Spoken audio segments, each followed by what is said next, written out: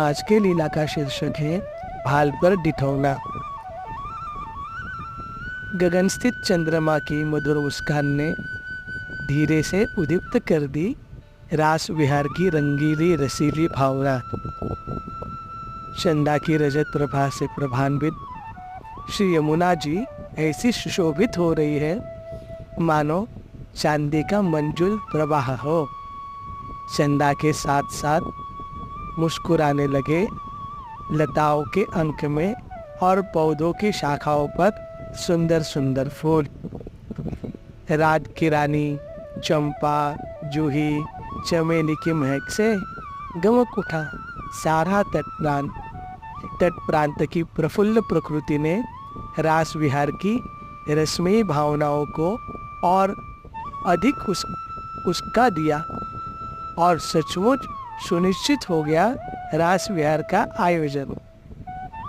सभी सखियां मंजरियां आवश्यक प्रबंध में संलग्न हो गई।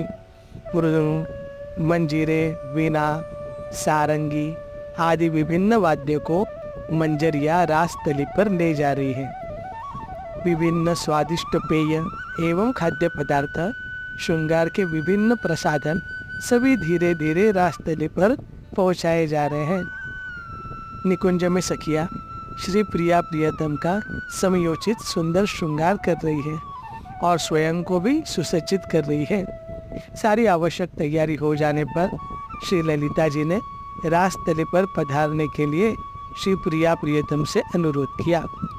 मंद मंद गति से पद विन्यास करते हुए श्री प्रिया प्रियतम रासतली की ओर अभिगमन कर रहे हैं। साथ साथ हम कई सखिया मंजरिया तो चल ही रही है, पर साथ साथ चल रहा है मयूरों का, हिरणों का, शशकों का समुदाय भी।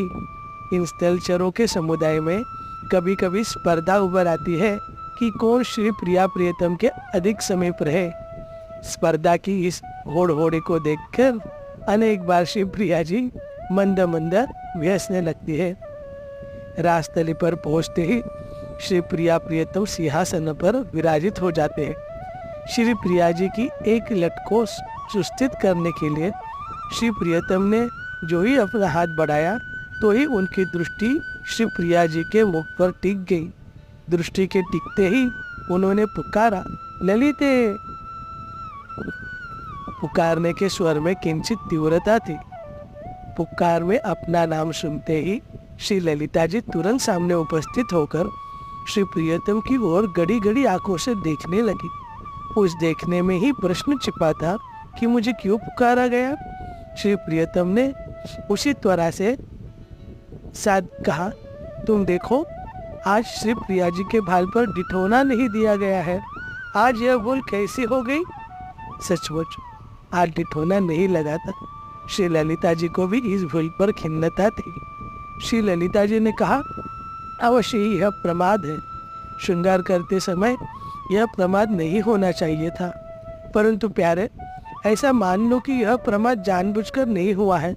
जो बहन श्रृंगार कर रही थी उसके उल्लास अतिरेक का यह मधुर परिणाम है। अब इस परिणाम के पहले तुम भले को अक्षर लगाओ, पर मैं तो इस परिणाम शब्द के पहले सु ही लगाना चाहती हूँ। श्री प्रियतम ने कहा, तुम भले कु और सु के विवेचन में उलझी रहो, पर मुझे तो इस मुस्कुराते चंदा से आशंका हो रही है, जो घटता बढ़ता रहता है, जो दिन में छिपता रहता है, जो रात में चकवा को रुलाता रहता है, जो सदा कलंकी कहलाता रहता है। ऐसा चंद्रमा मुस्कुराता हुआ श्री प्रिया जी को देखे, यह मुझे अच्छा नहीं लग रहा है। वह सकलंक है और प्रिया जी सर्वथा निष्कलंक है। सकलंक की वह मुस्कान कहीं नजर न लगा दे। श्री ललिता जी की आंखों में श्री प्रियतम के कथन के प्रति अनुमोदन था। श्री ललिता जी ने पूछा, तब फिर? श्री प्रियतम तत्काल ही बोल उठे, ललिते एक काम करो, मेरी आंखों में काजल लगा है, उस काजल को तुम अपनी अंगुली से उतार लो और फिर उससे श्री प्रिया जी के भाल पर डिठौना लगा दो। श्री ललिता जी ने ऐसा ही किया। श्री प्रिया जी के भाल पर डिठौना देखकर श्री प्रियतम पूर्ण आश्वस्त हो गए। हम सब यह परस्पर आलाप सुन रही थी और मन ही मन रीझ रही थी श्री प्रियतम के हित चिंतन पर।